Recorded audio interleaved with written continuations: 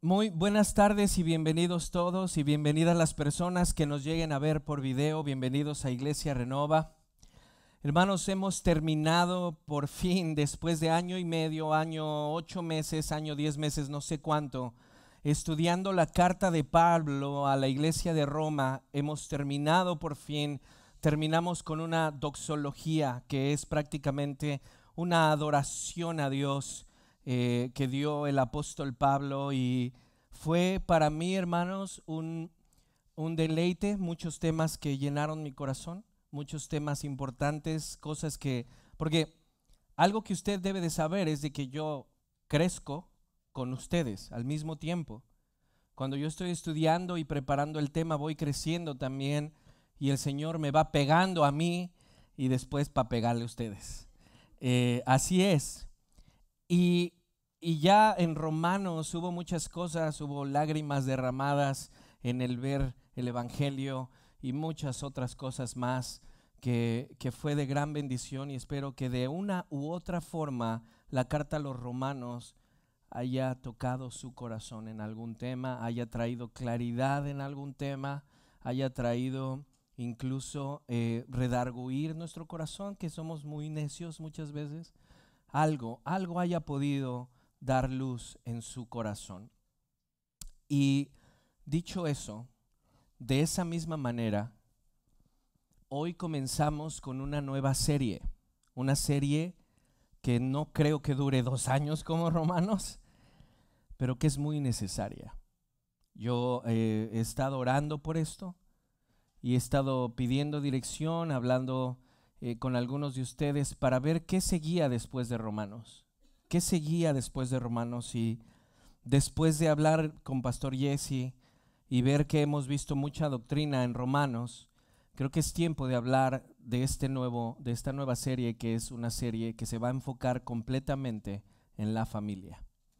Estoy muy contento, y de la misma manera que Romanos me pegaba primero a mí, la serie de la familia me pega primero a mí. Y tengo 4 mujeres en mi casa que son testigos de que me va a pegar primero a mí, y ellas se van a dar la tarea de recordármelo. Estoy seguro, ahora que vamos a entrar a este tema de la familia.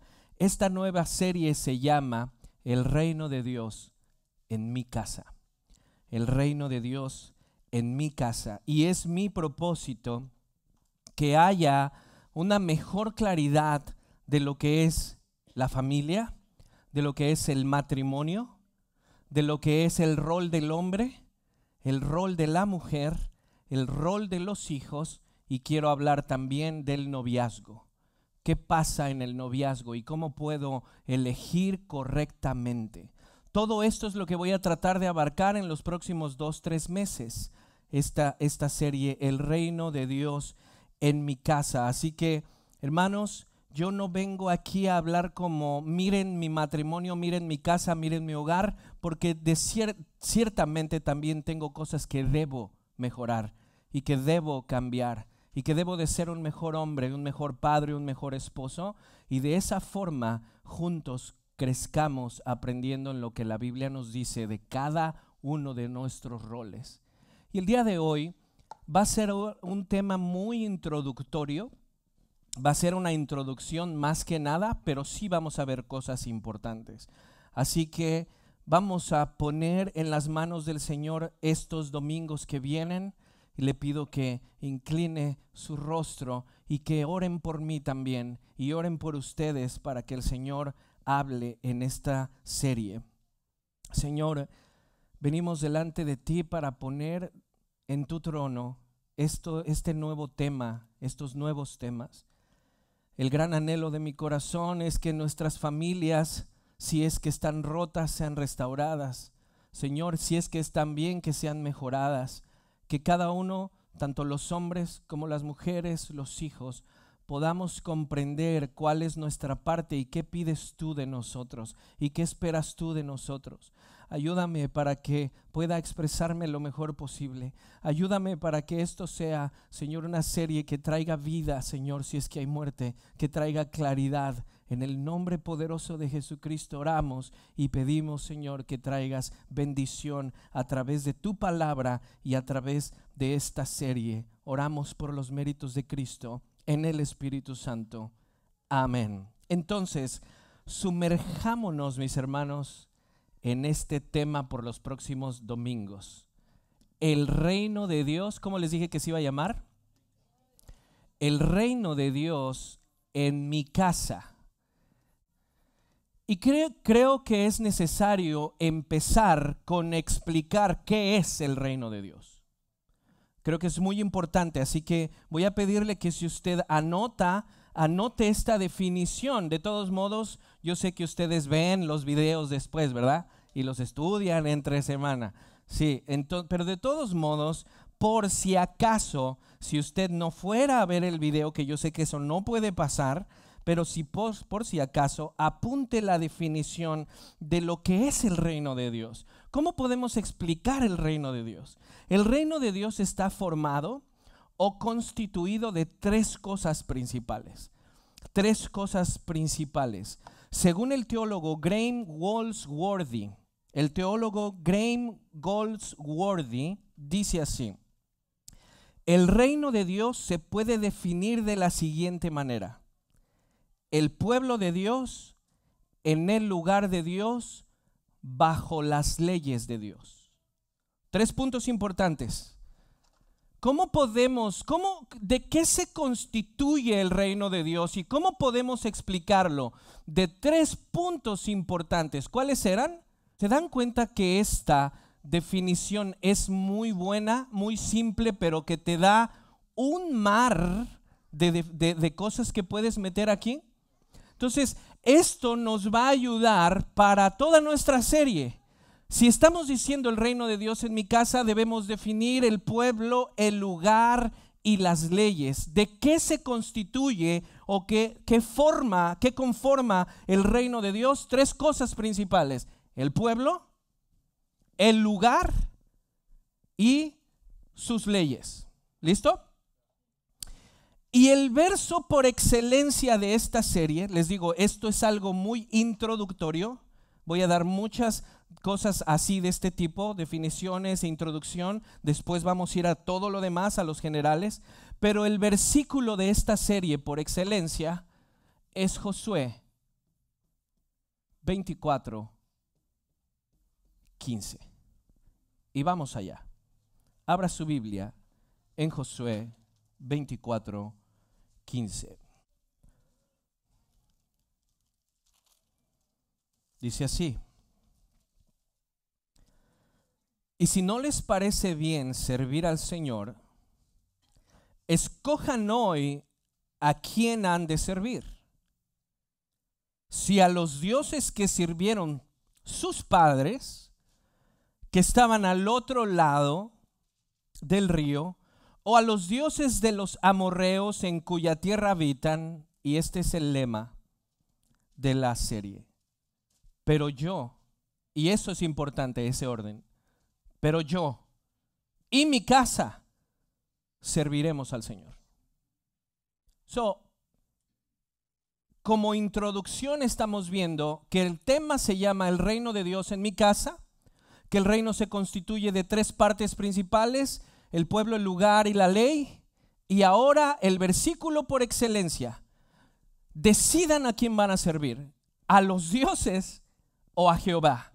Y el orden en que Josué dice eso es muy importante: yo y mi casa serviremos al Señor.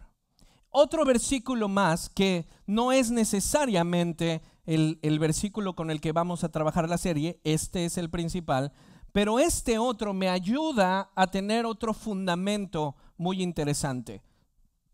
Josué 24:23.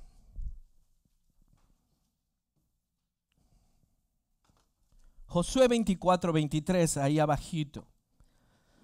Ahora, por favor, ponga mucha atención a este siguiente verso. Verso 23 dice: ahora pues, les dijo Josué, quiten los dioses extranjeros que están en medio de ustedes e inclinen su corazón al Señor Dios de Israel. ¿Por qué estoy utilizando este verso para lo que quiero estar hablando en los próximos días, en los próximos domingos? Cada uno de nosotros tiene ya un concepto de lo que es de lo que es una familia. Cada uno de nosotros. De la forma en la que la cultura nos enseñó, mi abuelo me enseñó, mi papá me enseñó, mi tío Chencho me enseñó. Y así como mi tío Chencho me enseñó, así son las cosas.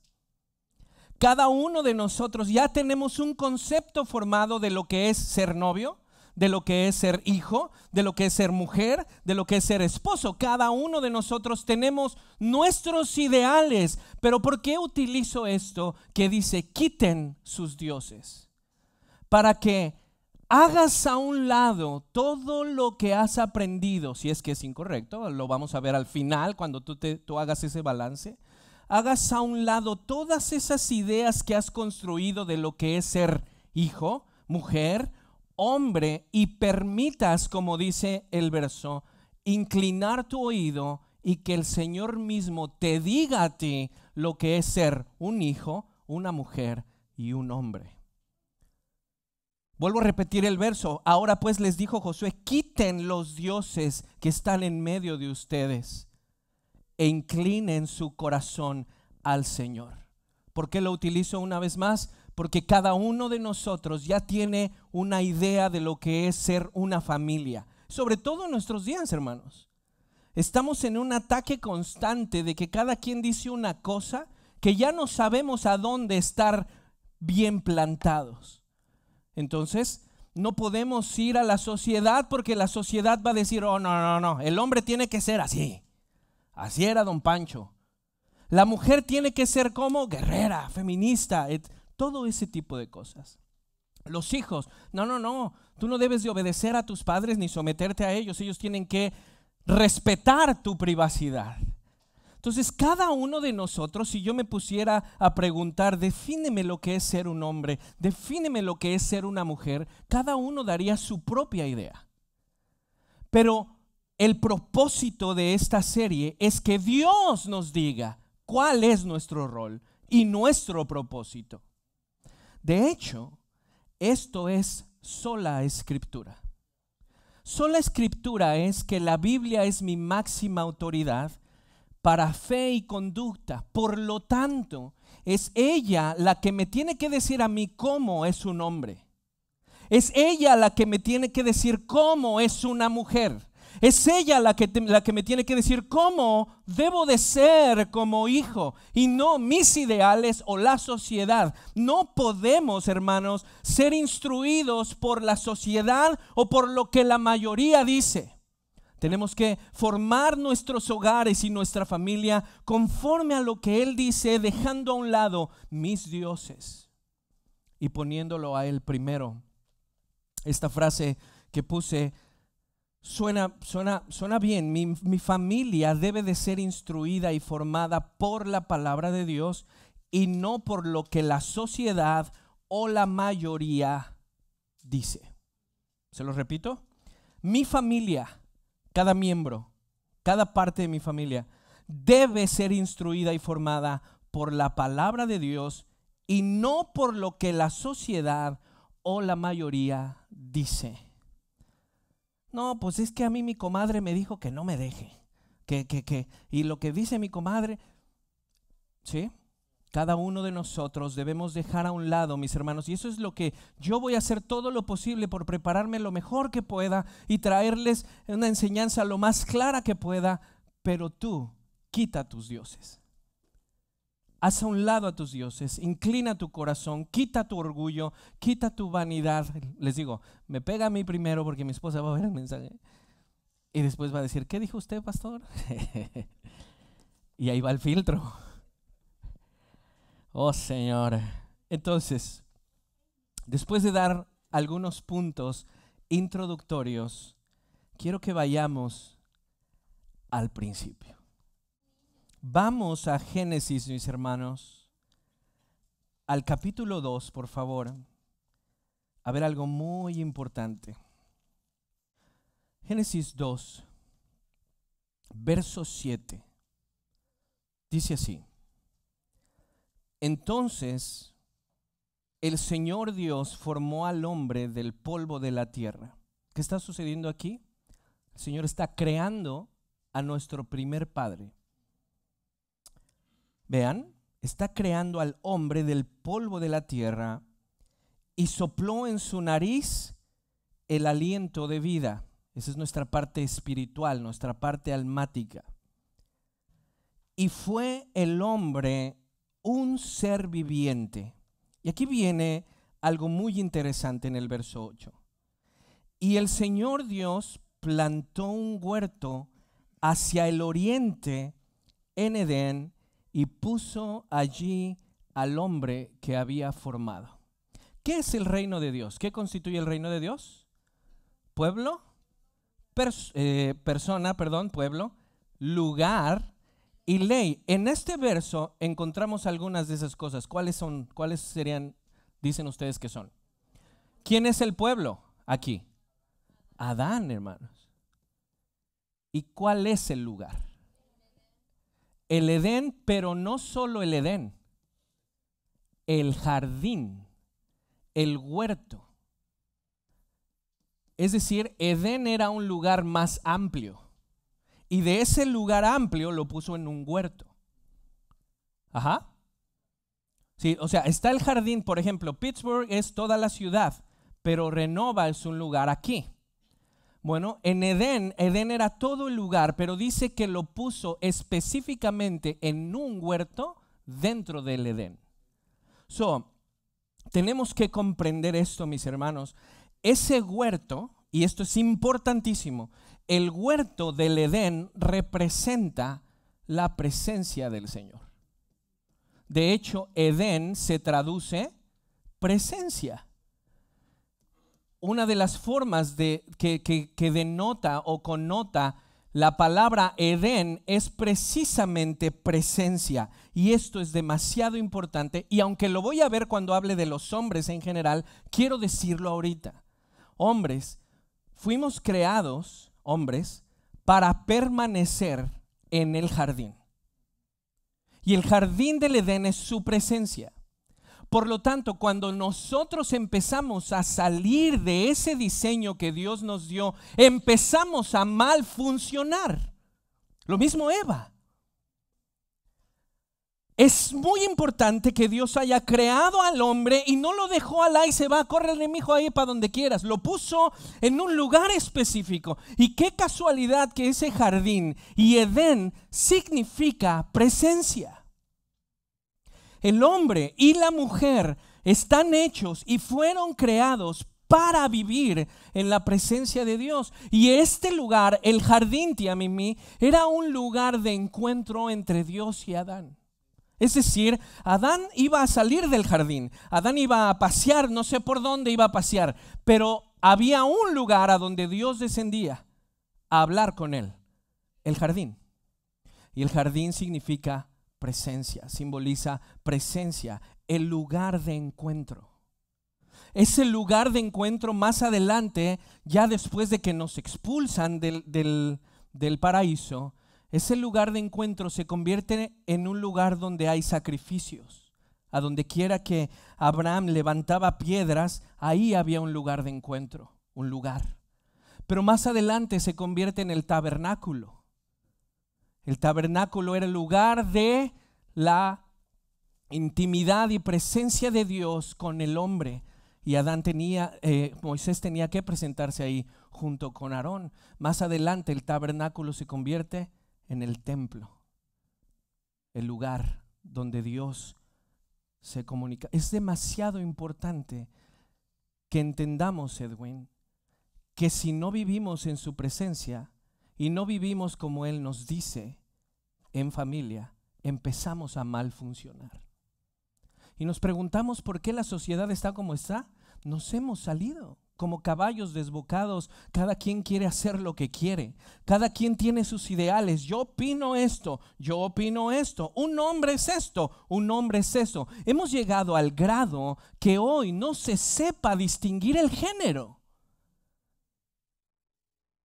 por el simple hecho de no estar en Edén, de querer hacer nuestra voluntad. Este tema, hermanos, ahora en la sociedad, yo jamás en la vida imaginé que un día se tendría que ir a un debate para saber si un hombre es un perro o un gato, porque él dice que es perro o gato. Y eso ha sido porque hemos querido hacer nuestra voluntad. Hemos salido del Edén y no queremos que Dios nos diga cómo debemos de formar nuestra familia y cómo debemos de llevarla. No, Dios no se puede meter en mi reino. Este es mi reino, esta es mi casa, y las cosas se hacen como yo digo. Hemos hecho a un lado el Edén. El Edén entonces representa, mis hermanos, ese lugar a donde Adán llega a tomar de la palabra del Señor y después de tomarla, llevarla a Eva. En una cierta manera, Adán, y repito, esto lo voy a hablar cuando hable del hombre, pero Adán era un mediador. Dios hablaba con él y él estaba supuesto a hablar con Eva y protegerla. Entonces queda, hermanos, que el Edén es el lugar de Dios, es un lugar de encuentro. Y vean, después de que Adán es creado y es puesto en un lugar específico, no lo aventó a México, hermanos. Pobrecito de Adán, imagínense este. No lo aventó a México, lo puso en el jardín del Edén, el lugar de encuentro, el lugar de la presencia de Dios. Génesis 2:15 dice algo interesante ahí mismo. El Señor Dios tomó al hombre y lo puso en el huerto. ¿Ya vieron que lo puso en un lugar específico? En el huerto. Pero aquí viene otra situación muy interesante que una vez más lo hablaré ya que hable con el hombre. Lo puso en el huerto del Edén para que lo cultivara y lo cuidara. Puedes traducir de manera más exacta cultivar y cuidar como servir y guardar. Servir y guardar. Y el Señor ordenó, verso 16, de todo árbol del huerto podrás comer, pero del árbol del conocimiento del bien y del mal no comerás, porque el día que de él comas ciertamente morirás. Y aquí encontramos nuestra tercera forma de constitución del reino, la ley. ¿Cuál era la ley? No comer. Entonces tenemos que el reino de Dios está constituido de tres cosas: el pueblo, que en el principio, Brian, es Adán y Eva; el lugar, que es el Edén; y la ley, que no comas, pariente. Y a nuestro padre Adán se le hizo muy sencillo desobedecer a Dios y descuidar su casa. Mira, Arnoldo, checa esto. En Génesis 2:18 dice algo precioso. Entonces el Señor Dios dijo: no es bueno que el hombre esté solo. Le haré una ayuda adecuada. Hermanos, pasamos tan rápido esto, lo hemos leído 1000 veces los que crecimos en una iglesia, pero date cuenta que lo que está diciendo es que no es bueno que el hombre esté solo. No es bueno. A los solteros ya están viendo para dónde, ¿verdad? Es decir, mis hermanos, en este momento Dios Él está inventando la familia. Está creando a la familia. Él. Por lo tanto, Él tiene absoluto derecho de decirte cómo, cuándo, dónde. Y les digo, hemos pasado tantas veces este verso que no nos damos cuenta que Dios dice que no es bueno que el hombre esté solo. Dios. Por lo tanto, mis hermanos, escucha lo que te voy a decir. La meta de todo ser humano debe ser en largo plazo formar una familia.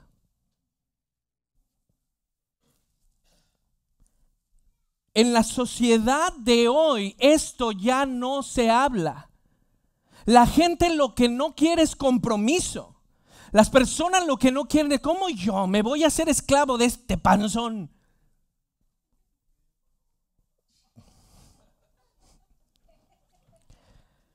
Yo solito me voy a llevar al matadero. ¿Por qué? Porque la sociedad se ha encargado de meternos en la mente que es malo ser un buen padre, que es malo ser buena madre, que es malo ser hijo obediente. Nos lo han metido tanto que ahora los jóvenes dicen, casarme jamás. Pero es la voluntad de Dios, hermanos, que nuestro plan sea en última instancia tener una pareja. No es bueno que el hombre esté solo. Vean lo que dice ahí mismo, Génesis 2:22. Aquí viene el momento, hermanos, tan bello de la creación del ser más hermoso del planeta, la mujer. ¿En serio? Dicen por ahí, no sé quién las inventó, no sé quién nos hizo ese favor, tuvo que ser Dios. Y después dice que fue una costilla. ¿Sabes qué? Hubiese dado mi columna vertebral por verlas andar. Y si habitara en la luna, habría más astronautas que arenas en el mar, dice el proverbista. Bien que lo conocen. Es cierto, hermanos, no hay ser más bello que las mujeres. Y Dios aquí dice, no es bueno que Calimán esté solo, Adán. ¿Qué va a hacer todo el día? ¿Quién le va a dar batalla a Adán? Dice Dios. ¿Quién? Miren, en el verso 22 de Génesis 2 viene este precioso regalo. Dice, de la costilla que el Señor Dios había tomado del hombre, formó una mujer y la trajo al hombre. Imagínate, Adán, pues ahí ya había visto al chango, a la changa, al león, a la leona, y de repente dice, esta es hueso de mis huesos, esta es carne de mi carne, y ella será llamada mujer porque del hombre fue tomada. El matrimonio, la familia, es un invento, si lo podemos llamar así, una creación de Dios. Hermanos, debemos entonces de tener esa meta en nosotros. Ahorita hablo un poquito más de ello. Y vean qué tan importante es el matrimonio, qué tan importante es formar una familia, pero no cualquier familia, una familia conforme el reino de Dios. Qué tan importante es la familia que cuando Pablo le escribe a Timoteo una carta, le dice algo muy interesante, tío. Vean en Primera de Timoteo, capítulo 4. Vean qué tan importante es verdaderamente formar una familia. Que dice esto Pablo a Timoteo en el capítulo 4, verso 1. El Espíritu dice claramente, ojo, el Espíritu dice claramente que en los últimos tiempos algunos se apartarán de la fe. ¿Ya vieron? Es un distintivo de algún tipo de personas. Se van a apartar de la fe. Y todos nosotros ahí sí decimos, sí, se está apartando la fe, se está cumpliendo, son los tiempos. Pero vean lo que dice después. Prestando atención a espíritus engañadores y a doctrinas de demonios. Oh, está pesadito, ¿verdad? Mediante la hipocresía de mentirosos que tienen cauterizada la conciencia, verso 3. Esos prohibirán casarse y mandarán abstenerse de algunos alimentos que Dios los ha creado para que con acción de gracias participen de ellos los que creen y que han conocido la verdad. ¿Se dan cuenta que una de las advertencias de Pablo a Timoteo es: llegará un punto en donde algunos maestros, algunas personas te dirán que lo peor que puedes hacer es casarte?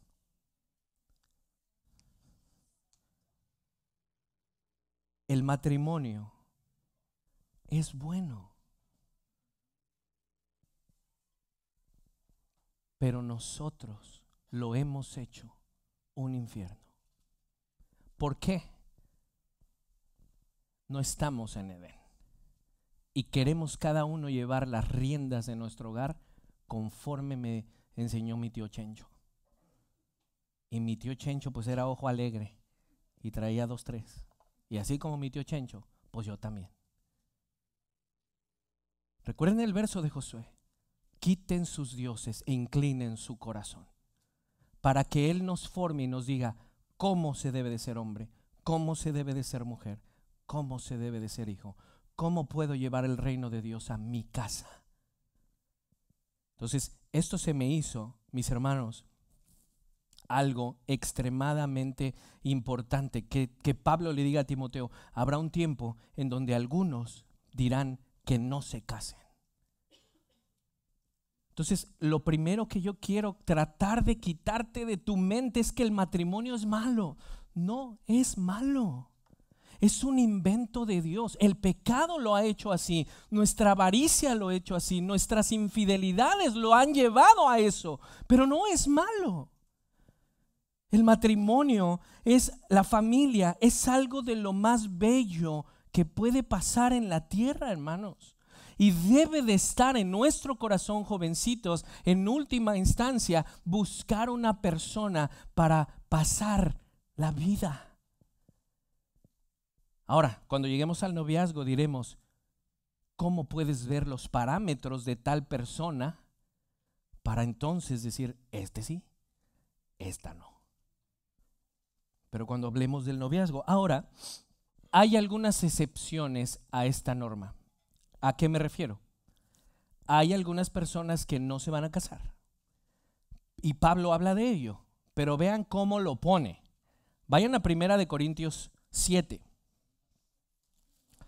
1 Corintios 7. Hay algunas excepciones a la regla, pero la normativa es tener familia. Tener familia debe de ser la meta de cada uno de ustedes, pero no cualquier familia, una familia conforme al reino de Dios.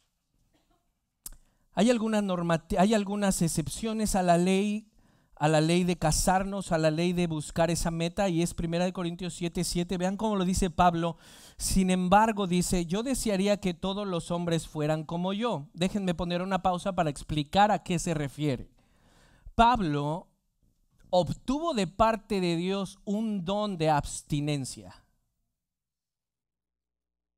Él pudo abstenerse de tener esposa. El por qué fue por el ministerio, el evangelio. De hecho, ahí mismo en la carta a los Corintios les dice a algunos: mujercitas, si ustedes están vírgenes y esto, yo les recomendaría dedicarse al Señor. Pero si no, cásense.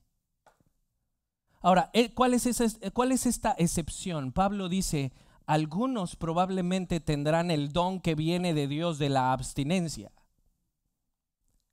Hermanos, pero eso viene de Dios, porque naturalmente nosotros buscamos relación. ¿Sí? Naturalmente, hombres, mujeres buscan relación. Pero Pablo dice: hay una excepción a la regla, que Dios te haya dado el don. Y tú mismo sabes si Dios te ha dado el don. ¿Sí? Vean lo que dice. En el 7, sin embargo, yo desearía que todos los hombres fueran como yo. No obstante, cada cual ha recibido de Dios su propio don, unos de una manera y otros de otra. Entonces, en ese sentido, él dice: algunos pueden abstenerse, pero es porque de plano Dios les ha dado ese don para algo para él. Pero si no, hermano Jesús, la meta es la familia, y una familia correcta, una familia bajo las bases de Dios. Ahora, para terminar, porque sí, ya voy a acabar. Para terminar, preguntémonos entonces: ¿para qué creó Dios el matrimonio?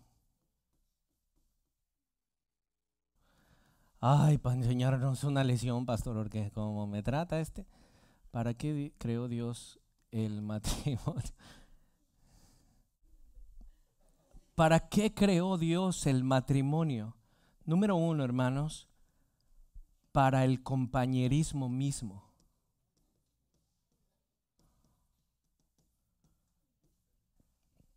Para el compañerismo.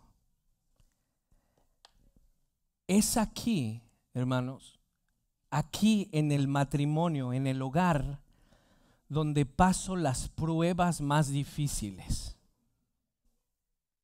Es en el hogar donde ven mis peores actitudes.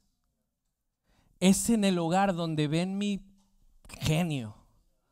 Es en el hogar, es ahí en esas cuatro paredes donde ven a mi persona completamente transparente. Entonces, el hogar mismo es el mejor lugar para crecer. El matrimonio es aquello que me va a enseñar a negarme a mí mismo como Cristo pide que nos neguemos. Es en el matrimonio. Para que un matrimonio funcione de verdad, uno se tiene que negar a sí mismo. ¿Y qué es la idea hoy? No, chulis, tú no te puedes, no, ¿cómo te vas a rebajar? No, tu dignidad, tú. Y el matrimonio fue creado por Dios precisamente para el compañerismo, para que ahí mismo se vuelva una escuela para mí. Y aprenda a negarme, y aprenda a perdonar, y aprenda a amar. Hermanos, tengo 40 años de edad. Y hasta ahora me voy dando cuenta lo bello que es tener una mujer que te ame. Pensar en que voy a envejecer con ella un poquito antes que yo. No es cierto, no le digan, no le digan. La voy a borrar esta parte. Por eso les digo que ahí está la prueba verdadera. Hermano, yo llego del trabajo, ella me espera en casa, me sirve de comer, nos cuidamos. De repente me dice, amor, estoy cansada, la sobo, me soba. Todo es algo que conforme van pasando los años te das cuenta que eso es lo importante, que eso es lo bonito. Como decía en un post, esos deseos de la juventud se van desvaneciendo y vas viendo que esta es la vida. Esto es la buena vida. Una buena mujer, unos hijos que te amen. Y eso se logra en el hogar, el compañerismo. Por eso, mis hermanos, tú no quieres llegar a 70, 80 años solo. Tus hijos se van a ir. Tienes que tener a tu pareja al lado. Que se acompañen, que se ayuden, que se dirijan, que se levanten el uno al otro en vez de hundirse el uno al otro. Amor, no me siento bien, tengo esta tentación incluso. Ella, no que me ha dicho eso, pero en ocasiones en las noches me dice, ¿oras por mí? Me siento mal, me siento triste. Vengo, la pongo aquí y oro por ella. Señor, en esta hora declaramos, oro por ella.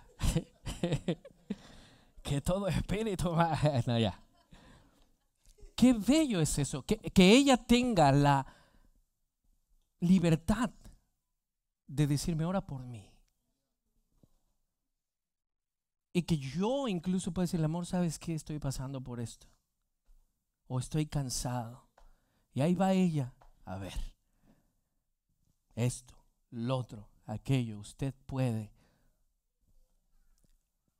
Dentro del hogar, hermanos, el matrimonio es un invento de Dios.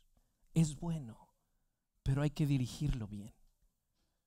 Hay que dejar que el Señor nos moldee por medio de su palabra y quebrar ese orgullo machista que tenemos, ese orgullo feminista que tenemos, esa independencia e irrespeto de los hijos que muchas veces sale. Todo eso. Entonces, ¿para qué creó Dios el matrimonio? Número uno, para el compañerismo. Uno dijo, ni sé quién, y no quiero faltar al respeto, no me acuerdo, lo escuché en una predicación, pero como escucho mucho, no sé quién fue. Dice, la Iglesia Católica Romana dice que el Papa es infalible, o sea que no comete error. Si estuviera casado, dice, se daría cuenta rápidamente que no es infalible. ¿Quién sabe quién lo dijo? Pero se me hizo muy chistoso. ¿Para qué más inventó o creó el Señor el matrimonio? ¿Cómo lo puse? Para la multiplicación de la raza humana, hermanos. ¿Para qué creó el Señor el matrimonio, la familia? Número uno, para el compañerismo. Número dos, para la multiplicación de la raza humana. Hermanos, y esto va, una vez más, lo quiero tratar con respeto, no queriendo faltarle a nadie, pero Dios no puso un hombre y un hombre en un matrimonio.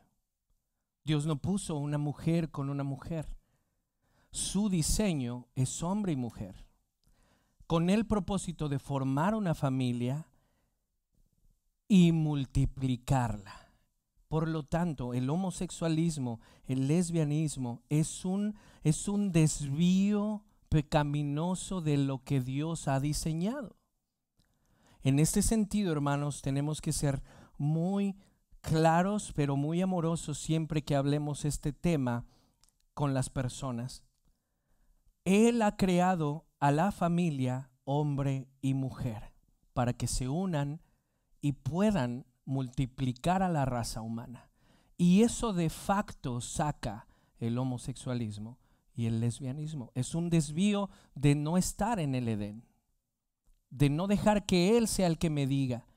¿Y qué dicen en los días de hoy? Love is love. Pero love is love, ¿según quién? Según ellos, según su propio reino. Pero el Señor determina quién, cómo, cuándo y dónde, hermanos. Y hablando en el noviazgo les diré, muchachitas, jovencitos, Dios antes de que les dijera multiplíquense, primero los bendijo. Y lo hablaremos en el noviazgo, la importancia de guardar tu integridad. Y adherido a la multiplicación, Dios nos dio el regalo del sexo, de la relación sexual. Es un regalo, hermanos. Es algo, el sexo es placentero, es algo hermoso, pero de igual manera Él dice cómo, cuándo y con quién. Él lo regula. ¿Qué hemos hecho nosotros? De todo. ¿Y qué estamos haciendo con esta serie? Pidiendo que nos vuelva a dirigir el corazón. Que quitemos nuestros dioses y digamos, Señor, dirígeme. Yo quiero conformarme a tu palabra. Yo quiero de ahora en adelante conformar a mi familia a lo que tú me muestras. Y dentro de la multiplicación de la raza humana viene la relación sexual. Y ese es un regalo de Dios. El placer en la relación sexual es un regalo de Dios. Solo hay que usarlo conforme Él nos lo muestra. ¿Sí? ¿Para qué otra cosa? ¿Por qué más el Señor creó a la familia? Para revelar, ¿cómo lo puse? Para demostrar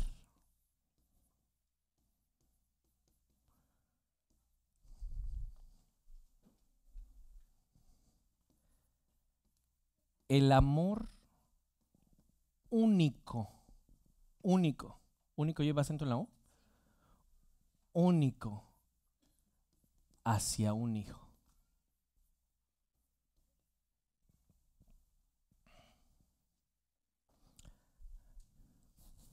¿Para qué creó Dios el matrimonio? Número uno, para el compañerismo. Es ahí donde me las veo, donde aprendo a negarme a mí mismo. ¿Para qué más? Para la multiplicación. Y por último, hermanos, y ustedes no me dejarán mentir, para que podamos comprender el amor al Hijo, que es único. O sea, tú amas a tu esposo, pero no como al Hijo. O sea, no digo que ames más a uno o al otro, es diferente amor. Y Él hizo eso, Oscarín, de permitirnos tener hijos para que de alguna forma lográsemos comprender cuánto Él ama a su Hijo, a Jesús. Y permitió que le hicieran lo que le hicieran para que tú y yo tuviéramos salvación.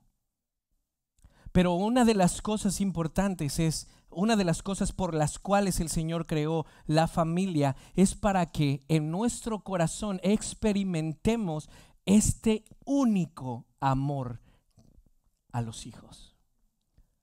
Hermana, amigo, si tú no has podido tener hijos, no te preocupes. El Señor tiene todo bajo control. Él te lo dará, no te lo dará. Y de eso hablaremos más adelante. Pero déjenme decir esto en cuestión de volviendo a los hijos y lo que se pide o se dice en esta generación. Tu perro, tu gato, no es tu hijo. ¿Por qué digo esto? Porque muchos van a decir, yo no tengo hijo, pero no, con mi perro tengo suficiente. Él no es tu hijo. Y, ay, mi gato tan chulo, miren cómo lo quiero, le voy a hacer 15 años. El gato no es tu hijo.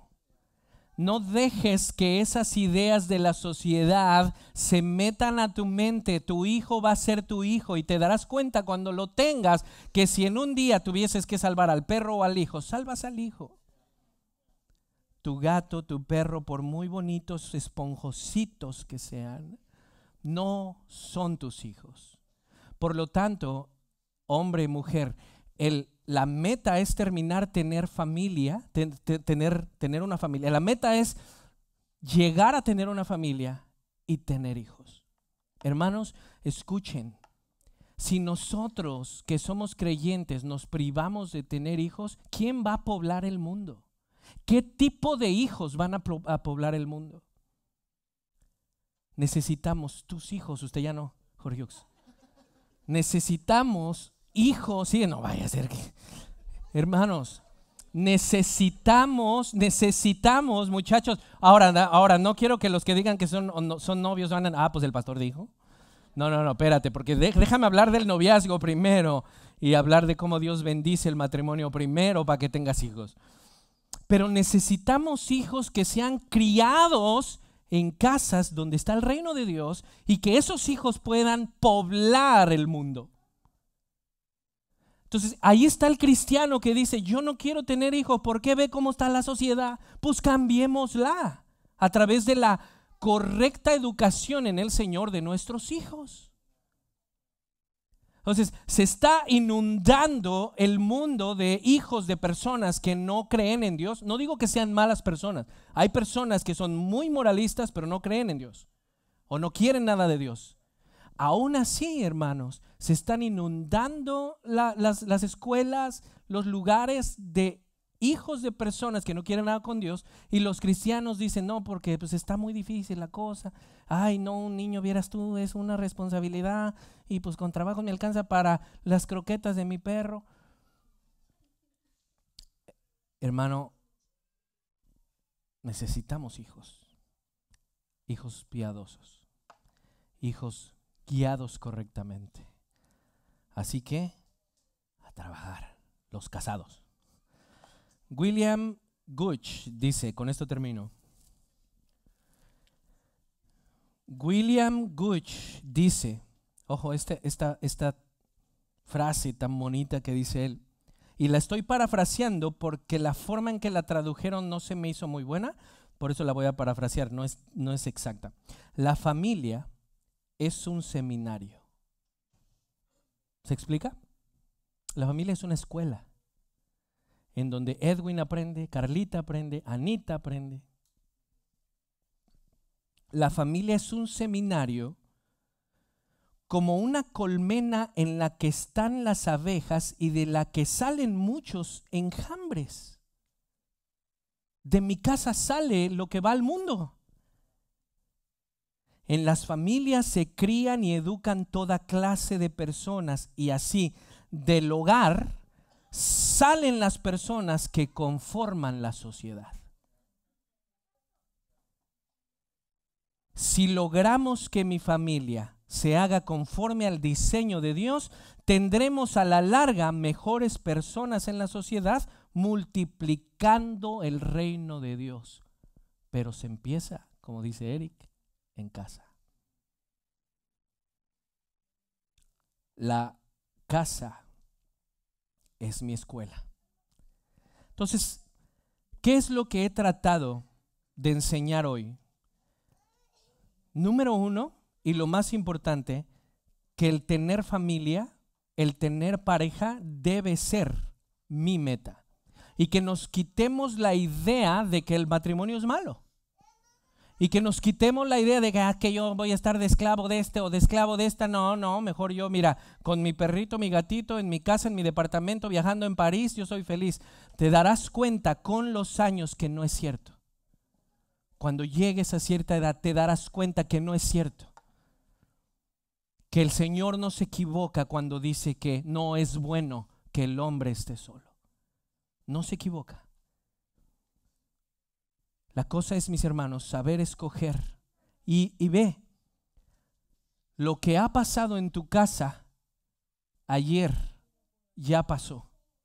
Nada vas a poder hacer por lo que pasó, nada puedes hacer. El pasado ya pasó. Si te peleaste con tu esposa ayer o hoy en la mañana, ya pasó. No puedes hacer nada más, pero sí podemos hacer algo por comenzar a construir bien, por comenzar a elegir bien.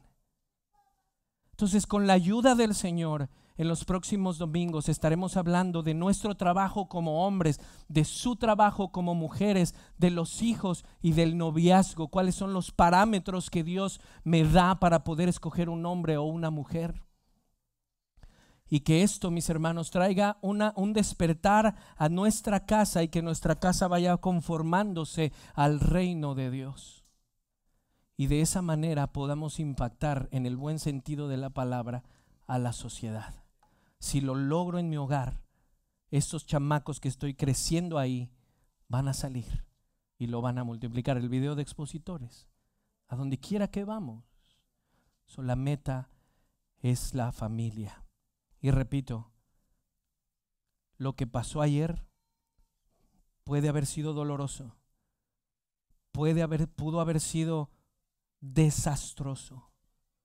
Nada podemos hacer por cambiarlo. No podemos regresar. Podemos pedir perdón, sí, debemos pedir perdón, pero nada podemos hacer porque ya pasó. Pero lo que sí podemos hacer, ¿qué voy a hacer de ahora en adelante? Señor, ayúdame. Quiero estar en el Edén para poder funcionar correctamente. Esta es la nueva serie, El Reino de Dios en mi casa, que oro y pido que oren porque sea de bendición. Vamos a orar. Señor,